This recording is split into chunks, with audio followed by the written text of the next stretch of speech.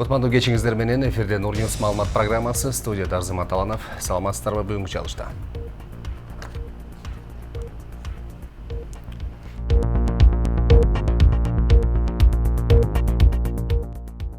Ошто күйөөсүн өлтүргөнгө шектүү катары аялы кармалды.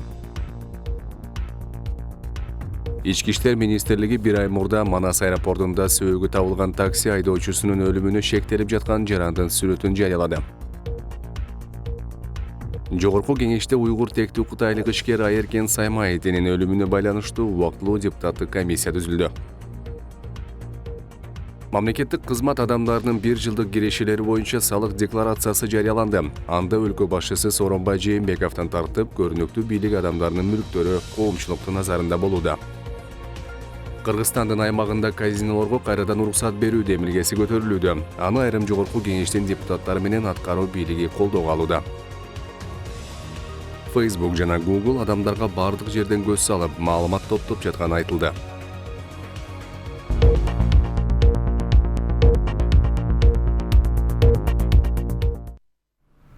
Ош шаардык ички иштер башкармалыгынын кызматкерлери күйөөсүн өлтүргөнгө шектүү катары аялын кармашты. Бул тууралуу Ош шаардык ички иштер башкармалыгынын басма сөз кызматынан билдиришти. Маалыматка ылайык 46 жаштагы жарандын өлүмүнө шектүү катары анын аялы кармалган. Ыкчам бийликтүү кызматкерлери аялды Алай районунда каза болгон күйөөсүн жоктоп, боз үйдө ыйлап отурган жерден адам өлтүрүүгө шектүү катары кармап келишкен. Учурда бул иш боюнча Ош шаардык иштер башкармалыгынын тергөө кызмат тарабынан жазык кодексинин 138-беренесинин 3-пунктунун белгилерине ылайык сотко чейинки өндүрүш иши башталды. Ал эми далил буюм катары 97 сантиметр 12 мм болгон, диаметри 12 мм болгон арматура алынды. Бүгүнкү күндө экспертизалар дайындалып, иликтөө иштери жүрүп жатат. Бишкек-Ош унаа жолунда кырсык катталып, 1 адам каза болуп, 4-өө ооруканага жаткырылды. Бул тууралуу жол кыймылынын көзөмөлдөө башкы башкармаларына маалымат кызматы билдирди. Кечээ Кан жолдун 191-чакырымында Сусамыр өрөөнүндө Mercedes Sprinter кичи автобусу жүрүп баратып, жол четинде токтоп турган оор жүк ташуучу унаага келип урунган. Өзгөчө кырдаалдар министрлигинен 6 куткаруучу кырсык болгон жерге келип, мерт кеткен жаранды чыгарып, милиция кызматкерлерине өткөрүп беришкен. Ал эми жаракат алгандар жолоочу унаалар менен Токтогул райондук ооруканасына жеткирилген.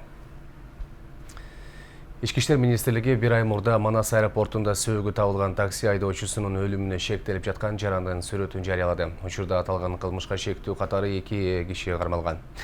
Бири мурда урулук, каракчылык жана зордуктоо боюнча бир нече ирет соттолгон 27 жаштагы Чүйдүн тургуну, ал эми экинчиси болсо 32 жаштагы Ош облусунун тургуну, ал аткезчилик жана банк зат сактоо боюнча кылмыш жазасына тартылган. Такси айдоочусу акча ташып келе жаткан. Буга кармалгандардын жанынан табылган 100 000 доллардан ашык акча далил болду. Учурда кылмышка дагы бир шектүү катары Ош облусунда туулуп өскөн 28 жаштагы Мамарасыл уулу Акжол изделип жатат. Ал мурда каракчылык, баштык жана мүлүктү атайлап жок кылуу боюнча соттолгон деп айтылат билдирүүдө. Сотко чейинки өндүрүш иштери уланууда.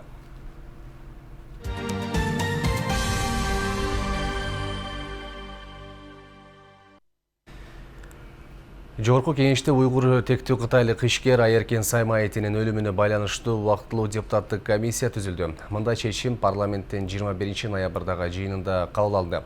Айта кетсек, Айеркен Саймаевдин 10 ноябрда Стамбулдагы мейманканалардын биринин кафесинде отурган жерден атып кетишкен. Кытайлык ишкер оор жаракаттан улам ооруканада эсине келбей каза тапкан. Туркияда аны өлтүрүүгө байланышы бар деген 4 киши кармалган. Мамлекеттик кызмат адамдардын 1 жылдык кирешелерин аныктаган бирдиктүү салык декларациясы жарыяланды. Анда өлкө башчысы Сооронбай Жээнбековдон тартып, көрүнүктүү бийлик адамдарынын мүлктөрү коомчулуктун назарында болууда. Бирок салык кызматы ачыктаган бийлик адамдарынын байлыктары боюнча документке коомчулукта ишеним аз. Анткени алардын көбү байлыктарын жана ишканаларын жакындарына каттатып койгон учурлар арбын. Ошондон улам унаасы же батири жок болуп, итке мингендери да чыга келишет. Бирок байлыгын жашырган кызматкердин мүлкүн прокуратура текшерүүгө алары эскертилген. Мамлекеттик кызматта иштеген жетекчилердин байлыктары коомчулуктун кызыгуусун арттырат. Бирок жыл сайын мамлекеттик кызматкерлер толтурууга милдеттүүлдөлгөн салык декларациясында мүлктөрүн жаап жашырып же азайтып көрсөткөндөргө сындар айтылып келет. Укук коргоочу Рита Карасартова аталган документте чиновниктер эле эмес, алардын үй бүлө мүчөлөрү ээлик кылган байлыктарда көрсөтүлүшү керек дейт. Мамлекеттик кызматкерлердин мүлкүн толук көрсөтөрүнө ишенбейм, анткени жалпы декларацияга өтмөйүнчө муну камсыз кылуу кыйын. Мисалы, студенттер азыр декларация тапшырбайт. Айтсак, мамлекеттик кызматкер мүлкүн студент баласына жаздырып койсо, ал атасына жооп бербейт болуп, эч ким эч нерсе кыла албай калат. 2020-жылдан баштап жалпы декларацияга өткөндө баласы да мүлкүн айтышы керек болот. Башкача айтканда, минип жүргөн джип болобу же башка мүлкү болобу, аны кайдан алганын көрсөтөт. Ошол мүлкү боюнча салык төлөнүптүрбү деген маселе пайда болот. Ага чейин декларация компаниясы алдыга жылбайт. Көпчүлүк мамлекеттик кызматкерлердин кымбат баалуу автоунаалар менен хан сарайлары алардын алган айлык маянасы менен салыштырып келгенде чоң айырма бар экени көрүнүп эле турат. Бирок аны эч бир орган текшербейт. Мындан улам бирдиктүү салык декларациясын жөн эле көз боемочулук экени айтылып келет. Мамлекеттик кызматта иштегендердин айлыгы абдан аз болот өзүчө. Айрым университетте иштегендин, мектепте иштегендин айлыгынан азыраак кызматкерлер да бар. Бишкектеги жашоонун кымбат экендигин да жакшы билебиз. Ошондой шартта джиптерди минип 20 миң, 30 миң бул минимум сомдук костюмдарды кийип, $1000 сааттарды тагынып жүргөн мамлекеттик кызматкерлердин жанагы декларациясын карасаң, жөнөкөй эле катардагы жарандыкына барабар болуп калган учурлар да жок эмес да. Эми буга бул мыйзамга дагы туура эмес, кутайчылыкта деле, мына мусулманчылыкта деле, жөнөкөй адамгерчиликке деле туура келбейт да. Даже өздөрү деле ишенбейт болуш керек. Мен ушундай кедей болуп калдым десе керек да. Салык кызматы 2018-жылга карата бийлик башында турган айрым кызматкерлердин декларациясын жарыкка чыгарды. Анда президент Сооронбай Жээнбековдун 2018-жылдагы кирешеси 902.785 сомду түзгөнүн көрүүгө болот. Жээнбековго 23 жер тилкеси жана 160 шарчы метр аянт тейлеген турак үй катталган. Өкмөт башчы Мухаммедкалый Абылгазиев болсо 2018-жылы 826.461 сом киреше тапкан. Анын кыймылсыз мүлкү жок. Жогорку кеңештин төрагасы Дастан Жумабековдун кирешеси былтыр 875.784 сомду түзгөн. Анын 59,5 чарчы метрлик батири бар. Бирок жогорку кеңештин төрагасынын аялынын ишкердигин жашырып койгону тууралуу маалымат чыккан. Декларатор Политмер Кежи сайтынын жазганына караганда, Жумабековдун аялы Алина Кушбекова дары-дармек саткан Альбио Фарм ишканасына ээлик кылат. Бул ишкана 2018-жылы 93 миң сом салык төлөгөн. Айыл чарба кооперативида декларацияда көрсөтүлбөгөн айтылат. Журналист Турат Акимовдун баамында парламент төрагасы гана эмес, бийлик бутактарында отургандардын көпчүлүгү өз бизнесин коргоо менен алек болот. 30 жылдан бeri калыптанган бийликтен уят кеткен. Кыргыз жери кетсе да, бүт кыргыз эли кулагына чейин карызга батса да, салыктан качса да атка минерлер уялбайт. Бизнесин коргоо үчүн эле келгендер олтурат. Анткени биз коррупциялашкан мафиялык мамлекетпиз. Президент Сооронбай Жээнбековдун саясий эрки күчтүү болсо, фирманын салыктарын оңой эле аныктап алса болот. Салык кызматын, фин чалгын кызматын, финансы полициясын ишке сала турган учуру ушулда. Чиновниктердин кандай байлыктары бар экени коомчулукту кызыктырып келет. Ошондон улам алар толтурган салык декларациясына ишеним артса болобу деген суроо менен сурамжылоо жүргүздүк. Жашырышат да барын. Барын жашырышат. Эч кандай туура көрсөтмө беришпейт. Байлыктарын көрсөтүшпейт. Себеби жогорку кеңеште азыр деле бир 60%-тен ашыгы бар байларда. Эми жаңы шайлоого мындай честный депутаттар барса жакшы болот эле. Биздин оюбуз эле ушундай. Кедей жок бар деле бар. Эч өзүнүн байлыктары болгон эмес илгери. Ошо карай. Толук бар деле ошода. Элди алдамайт ошо. Аны билбейм. Ишениш кыйын го. Мамлекеттик кызматкерлердин киреше чыгышаларын жана мүлктөрүн декларациялоо жөнүндө мыйзам бардык мамлекеттик кызматкерлердин байлыктарын толук көрсөтүүгө милдеттендирет. Ал эми мүлкүн жашырган чиновниктер тууралуу маалыматта салык кызматы элге жарыялоого акылуу. Мындан тышкары байлыгын бекиткен кызматкерлердин мүлкүн прокуратура текшерүүгө алары эскертилген. Даткабек Шабданбек уулу, Белик Мусаев, Нур Ньюс. Кыргызстандын аймагында казинолор ачылышы мүмкүн. Жогорку Кеңештин айрым депутаттары казинолордун казынага материалдык пайда чоң экенин билдиришүүдө. Алар кумар оюндары ачык иштеп баштаса, бюджеттеги дефицитти толтуруу мүмкүнчүлүгү ачылат дешет. Демилген өкмөт дагы колдоого аларын билдирип, бирок жалгыз аткаруу бийлигинин колунан келбей турганын айткан.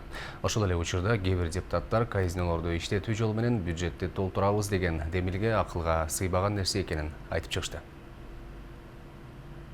Жогорку Кеңештин депутаты Улан Примов Кыргызстанда кайрадан кумар оюндарын ачуу сунушун берди. Бул туурасында эл өкүлү парламентте өкмөттүн келерки жылдарга карата бюджеттик долбоорун карап жатканын айткан. Депутаттын пикиринде казинолорду ишке киргизүү менен бюджеттеги жыртык тешиктерди бүтөөгө болот. Сиздин көз карашыңыз, Михаил Калыжевич, бул кошумча акча каражаттын табуу булагыда казинонун ачылышына, бирок алыскы аймактарда чет элдик жарандардын катышуусу менен сиздин ушундай көз карашыңыз ушуга кандай?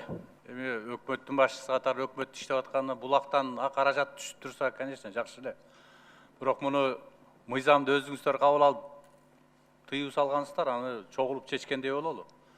Мен деле көрүп атам, көп мамлекеттер ушундайга жол берген, бирок өзлөрүнүн жарандары жанагыдай социалдык маселелери, жакырчылык алып келген, үй бүлөнү сызга отургузган механизмдерин баарын жок кылыш керек да. Биздин жарандар ойнобогон механизмди деп балким кыласыздар. Аны эми сиздер менен чогуу чечпесек, өкмөт аны жалгыз чече албайт. Примовдун бул сунушу дароо коомчулуктун сынына кабылды. Социалдык тармактын колдонуучулары араң жаптырган кумарканаларды кайрадан ачуунун пайдасынан зыяны көп экенин, анткени мунун залакасы бир нече үй бүлөлөргө тийип, өмүрлөр кыйылган учурлар кездешип, кылмыштар көбөйүп кеткенин айтып чыгышты. Демилгечи депутат казинону Бишкекке эмес, алыскы аймакта ачууну, ошону менен катар кумарканага чет элдик жарандардын гана киргизилиши керек деген оюн айткан. Өз кезегинде өкмөт башчы бул сунушту колдой турганын билдирип, учурунда казинолордун жабылышынан келтирилген материалдык чыгымдарды тизмектеп берди. Себеби дегенде бүгүнкү күнү казинону максималдуу түрдө мыйзам кабыл алдык, бирок подпольно кайсыл бир жерлерде бул акча каражат ойнолуп атат. Ошол акча каражаттар чөнтөккө кетип атат. Ошол акча каражатты эгерде мындай көзөмөлгө катып алып, чет элдик жарандардын катышуусу менен кыла турган болсо, биздин бюджетке кошумча акча каражат болмок беле. Өзүңүз билесиз, буга чейин 1 миллиардка чейин акча каражат берип турган биздин бюджетке. Мен ошол жаап атканда социалдык фонддо иштеп аттым эле. 3000дей жумуш орду кыскарган. 1 миллиард сом салык түрүндө, 400 миллион сом социалдык фондко чегерүүлөр, андан тышкары айлык бар эле да. Айлык маселеси, коммуналдык төлөмдөр маселеси, энергетикага, таза сууга, жана башка имараттардын жанагындай арендалар, ушулардын баары тең өзүнчө бир кластер болчу да. Эгерде сиздер аны сиздер менен чогуу чечишиз керек. Эгерде сиздер сунуш берсеңиздер, биз дагы талкуулап, ушул боюнча дагы бир караштырсак болот. Анткени менен парламенттеги бир катар депутаттар кесиптешинин бул демилгесин колдошпойт. Айтымдарында бюджетти толтуруунун башка жолдору арбын. Казино, букмекерский оюндар жапканга мен ошо депутаттардын тобуна киргем да. А бирок ошо жанагы бюджетке акча түшпөй калат деген ойдон мен башка дагы багыттар бар да. Эксперттердин айтымында 60%-дан ашык бизде теневой экономика деп коет. Ошону ашык чыгарганда мына экономика министрлиги, анан мына өкмөт ошону иштеп акырын жана көмүшкөн күн ачыкка чыгарыш керек да. Эгерде мында каражат таба турган булактар көп. Бир гана ошо казинону ойното калып эле ошол жерден биздин бюджет толуп калат дегенде мен алысмын да. Доходный часть боюнча маселелер көтөрүлгөндө кээ бир депутаттардан сунуш түшүп атты. Ошо казино ачайлы Кыргызстанда, жанагы немени карайлы дейт, машиналардын тонировкасынанчы. Мен өзүм мындай жеке оюмда мен абдан каршымын. Кыргызстан территориясында эч качан казино болбош керек. Өзгөчө зонадабы, же чет өлкөлүктөргө болобу? Мен ойлойм, бул ушу казино, кумар оюндары биздин жакшынакай кереметтүү кыргыз жерибизге такыр кереги жок депчи. Алардан деле көп мындай кыйраткан көп деле акча түшпөйт. 2011 Жогорку Кеңеш кумар оюндарынын ишмердүүлүгүнө тыюу салуу тууралуу мыйзамды кабыл алган. Мыйзам жарым жылдан кийин күчүнө кирип, анын негизинде өлкөдөгү 25 казино жана 35 оюн залдары ишин токтоткон. Негизи биз жакканда колдогонбуз. Мен өткөн созба депутат болгондо. Анан мен ойлогом баягы зыркырап безилдеп ыйлап жүргөн энелердин, ушул аялдардын көз жашына ушул туура келет го, уткурбай калат го депчи. Бирок бул жашоо бул башкачараак маңызды экен. Биз азыр байкап атабыз, уткургандар дагы деле уткуруп атыптыр да. Ойногондор дагы деле ойноп атат. Анан ушу ойногон жерлер азыр көмүскөдө ойнолуп атат да шаардачы. Ошондуктан андан көрө ойноло турган болсо баягы ачыкка чыгарышыбыз керек экен. Коом болгондон кийин ойногон баягы пайыз адам ар бир коомдо баары бир ойнойт экен да. Ал казино болобу, жөн жер болобу, ал уткура турган адам ошол оору менен уткурат экен да. Ошондуктан биз баягы налогду эч болбосо мамлекетке алып калайлы деген пикир болуп атат да. Менин оюмча бул жакшы эле пикир. Бирок ошол эле 5-чакырылыштын 2 депутаты кийинчерээк кумар оюндарына уруксат берүүчү мыйзам жазып, парламенттин кароосуна алып чыккан. Анткени менен долбоор көпчүлүктүн колдоосуна алынган эмес. Манас аэропортунун жанындагы 30 гектар аймакка соода түйүндөрүн, мейманканаларды, ошону менен бирге казинолорду курууну ошол кездеги өкмөт башчы Темир Сариев дагы сунуштаган. Бирок бул депутаттардын кайчы пикирин жаратып, Сариевдин сөзү сунуш бойдон калып кеткен. Анархан Алтымышева, Равшан Тойчиев, Нурньюз, Бишкек.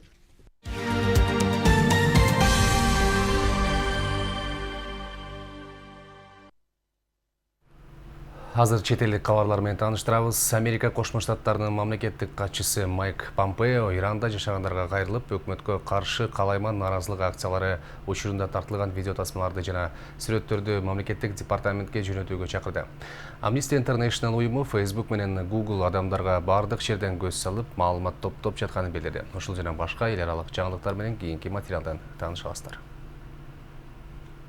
1 ноябрда президент Трамп Твиттердеги баракчасына Иран режими интернетти өчүрүп, Иранда туруксуздук күч алганын, бийлик себеп болуп жаткан трагедия менен өлүм тууралуу дүйнө билбейт деп ойлоп жатат деп жазды. Ирандын бийлиги ушул күнү Тегеранда жана айрым провинцияларда интернетти калыбына келтирди. Ислам революциясы сакчылар корпусу өлкөдө бир нече күндүк башаламандыктан кийин кайра туруктуулук орногонун маалымдады. Корпустун 21 ноябрдагы билдирүүсүндө ээн баштардын лидерлери кармалышы кырдаалдын тынчышына чоң салым кошту деп айтылат. Жарым жартылай расмий Фарс агенттиги интернет жалпы өлкөдө аз-аздан жанданып жатканын жазды. Дүйнө жүзүндөгү интернетке көз салган эл аралык NetBlocks уюму да бул маалыматты тастыктады.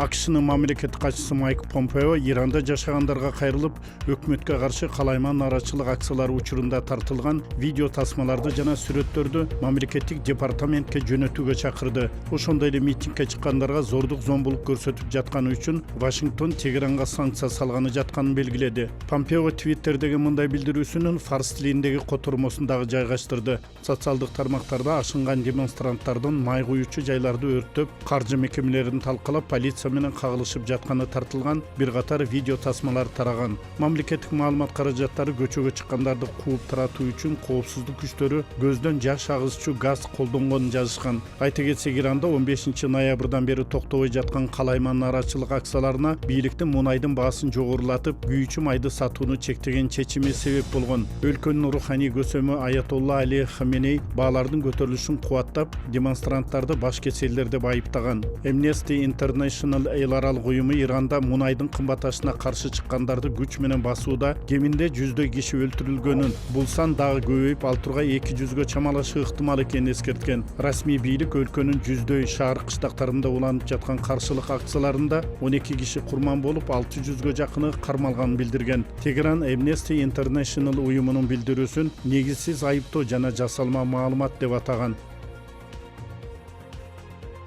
Amnesty International уюму 21 ноябрдагы баяндамасында эки америкалык интернет гигант колдонуп жаткан бизнес модели адамдардын жеке жашоо укугуна туура келбейт деп жазды. Уюм Facebook жана Google адамдарга бардык жерден көз салып турганын белгилеп, бул эки гигант бизнес моделин өзгөртүүгө тийиш деп эсептейт. Баяндамада айтылгандай, Facebook жана Google колдонуучулардан акча албаганы менен адамдар бул эки компанияга жеке маалыматтар менен төлөп берип жатышат. Бул маалыматтар кайра эле колдонуучулардын өздөрүнө каршы пайдаланылып калышы ыктымал. Уюм өкмөттөрдү жана мыйзам чыгаруучуларды жарандардын укугу, реклама берүүчүлөр жана үчүнчү адамдар тарабынан басмырланбашын кепилдикке алууга чакырган. Интернеттеги издөөнүн 90% Google платформасында жүргүзүлсө, 2,45 миллиард адам негизги убактысын Facebook'та өткөрөт. Кытайлык компания тышкы көрүнүшү Range Rover Sport жол тандабасынын үлгүсүнө окшош унаа жасап чыкты. Куанши деп аталган жаңы модель Range Rover'дин түп нускасынан 10 эсе арзан турат. Жарыяланган сүрөттөрүнөн унаанын тышкы көрүнүшү аталган унаанын үлгүсүнөн анча айырмаланбай турганын байкоого болот. Албетте оригинал менен копиясы сырткы көрүнүшүнөн окшош болгону менен жарык берүүчү чырактары сыяктуу майда деталдары аркылуу айырмаласак болот. Бирок эгерде жаңы модельге Range Rover белгиси коюла турган болсо, көпчүлүк Куаншини Range Rover'дин жаңы үлгүсү катары кабыл алышы мүмкүн. Баасы арзан болгондой эле Кытай үлгүсүндөгү унаа кыймылдаткычы боюнча Британ унаасынан 2 эсе алсыз. Ошондой эле ылдамдыгы да алдаганча төмөн.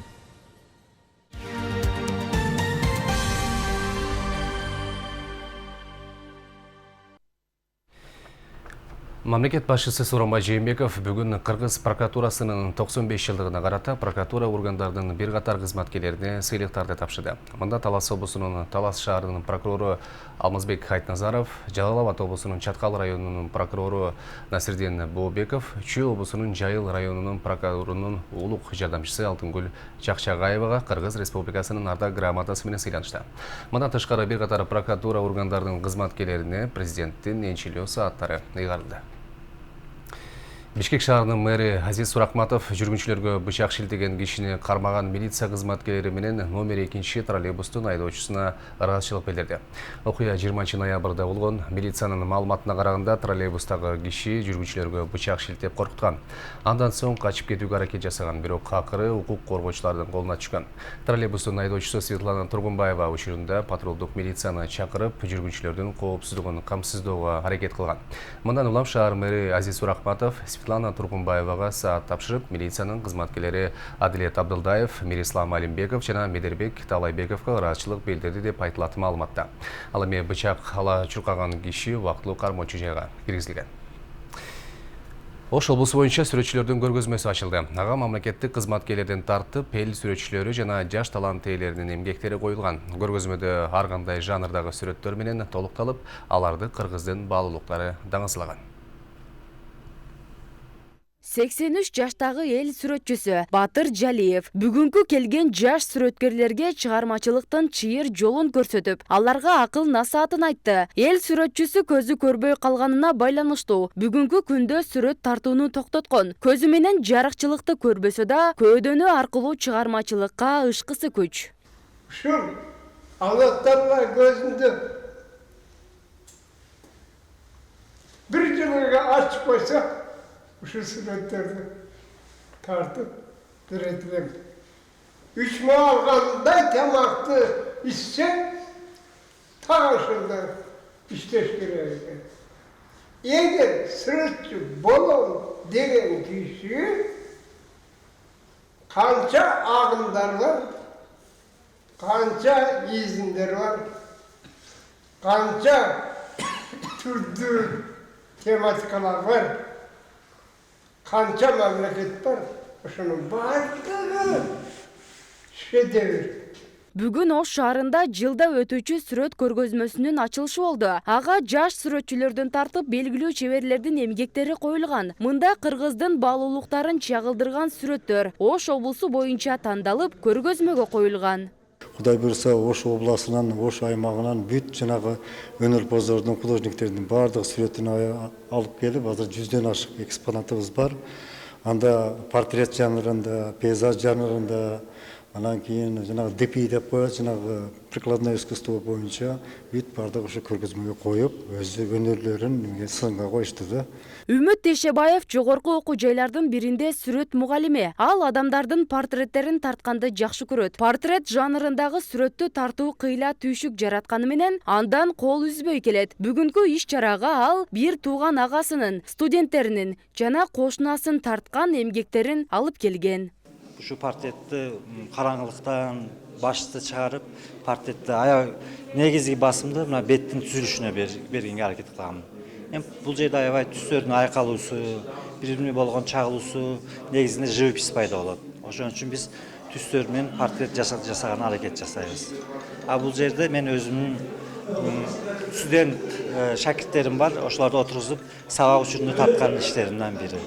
Бул портрет дагы өзүм кошунам, аны үйгө чакырып отургузуп алып туруп, мен сени портретиңди тартып коеюн деп отурузуп тарткан кездеги портреттерим. Ош шаарында жыл сайын 2 жолу жазгы жана күзгү сүрөт көргөзмөлөрү өткөрүлүп келет. Бүгүнкү коюлган сүрөттөргө кала тургундары жана чыгармачылыкты сүйгөн инсандар 25 күн ичинде келип күбө болуп кетсе болот. Бактыгүл Мираддилова, Адилет Нышанбаев, Нур Ньюс.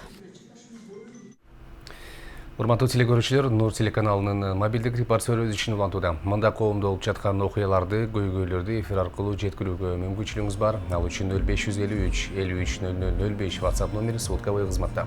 Биздин эфир сиздер үчүн гана иштемекчи. Мына ушундай кабарлар менен бүгүнкү программаны жыйынтыктайбыз. Сами сиздер менен коштошуп калам. Кайрадан эфир аркылуу көрүшкөнчө саламатта туруңуздар.